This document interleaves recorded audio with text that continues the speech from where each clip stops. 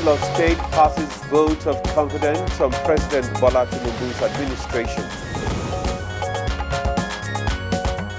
The high note of the meeting was a unanimous passage of a vote of confidence on President Bola Ahmed Tinubu, GCFR. Nigeria to activate $2.5 billion carbon market for revenue generation. We would ensure that Nigeria gets the best framework plan that we need. Africa Center for Disease Control declares monkeypox a public health emergency.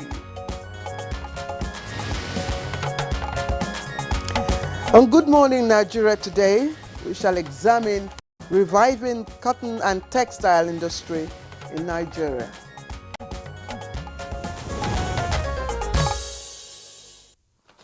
The beauty of our culture as a people is not just in the tongues that differ or obvious peculiarities, but also among many other unique features, the allure of our apparels and attires.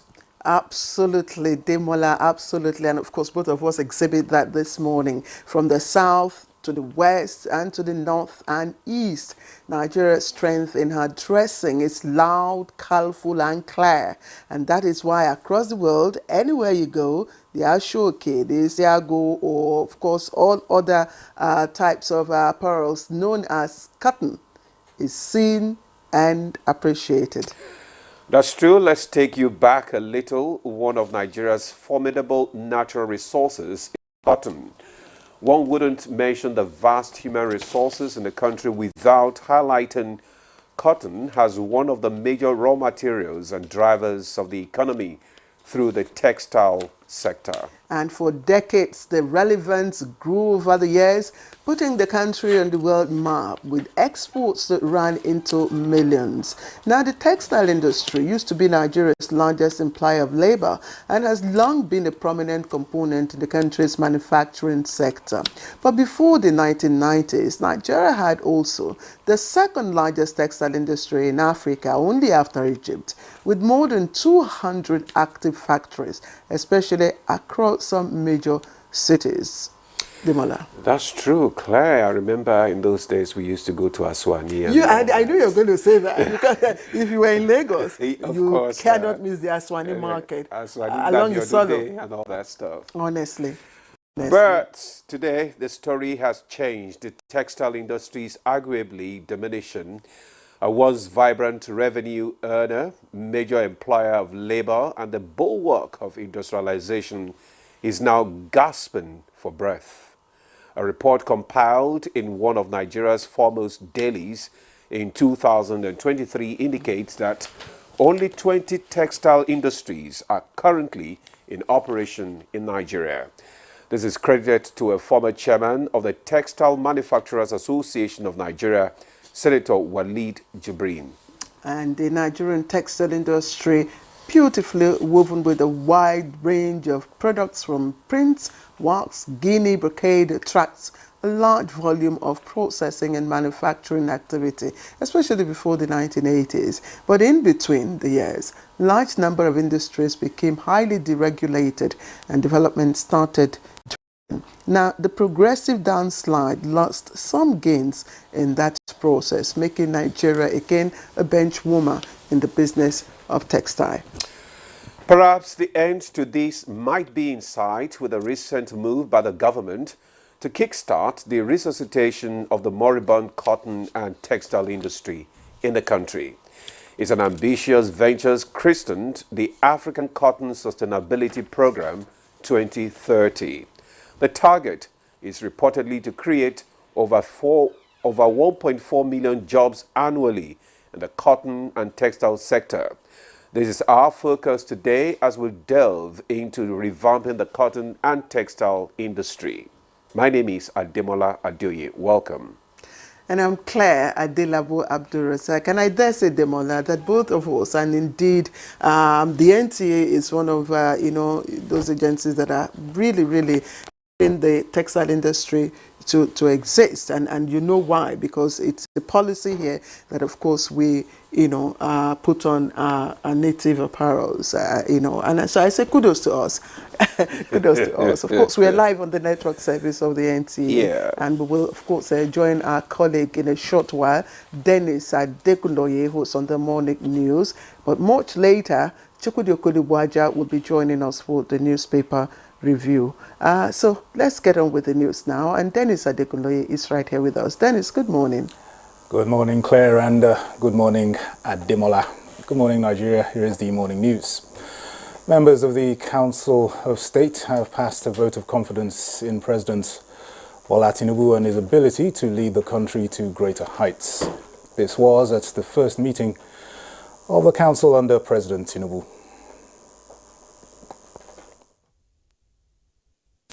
The high note of the meeting was the unanimous passage of a vote of confidence on President Bola Ahmed Tinubu, GCFR. Members, especially those of the Nigerian Governors Forum, were satisfied with the presentation by the members of the Federal Executive Council. And I'm glad to say we're on the right track. Meanwhile, President Bola Tinubu has assented to the Judicial Office Holders' Salaries and Allowance Bill, which increases emoluments of judicial officers at the federal and state levels by 300%. A statement by the Special Advisor to the President on National Assembly Matters Senate, Senator Bashir Lado, says the signing underscores President Tinubu's prioritization of the welfare of Nigerian workers, just as he recently assented to the new national minimum wage of 70,000 naira. Senator Lado said the newly prescribed salaries and allowances for judicial officers reflects current economic realities, adding that the prompt signing of these salary bills demonstrate the dedication of President Tinubu to ensure that every salary earner in Nigeria, especially those serving in vital and strategic roles, receive the recognition and compensation they deserve.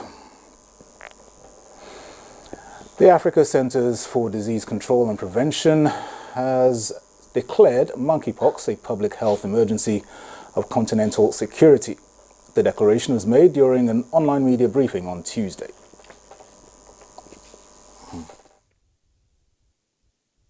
Africa CDC working together with all partners in one coordination mechanism that we decided to put in place will be able to finalize a joint response plan. We have to raise our level of alertness and at the same time develop our efforts. Nigeria and 5 Nordic countries are advancing discussions on expansion of trade and diplomatic relations. Minister of Foreign Affairs Yusuf Tuga, who hosted his counterparts from the 5 countries, said technology transfer, particularly in CNG and renewable energy, was top on the agenda. Key partners in an array of areas, not only global and regional security, but also trade and investment, promoting human rights. We are also looking to partner with them on that. We have NASENI, for instance, National Agency for Science, Engineering and Infrastructure. They're doing a lot with solar, with even the CNG we're talking about. Nigeria is set to activate a $2.5 billion carbon market. And this is as the Intergovernmental Activation Plan Committee is putting structures on ground to ensure Nigeria leads the market in Africa. The 2-day brainstorming session in Abuja is also targeted at growing revenue from the non-oil sector. How do you ensure that your economy, while decarbonizing, is still able to sustainably grow? And so we would ensure that Nigeria gets the best framework plan that we need. Compliance maybe for the larger emitters, where it's a lot easier to have those MRV systems in place. And then we could still have a voluntary market or more like an Article 6 type mechanism. Well, those are the news highlights for now. Good Morning Nigeria continues with Ademola and Claire after this break. Good morning.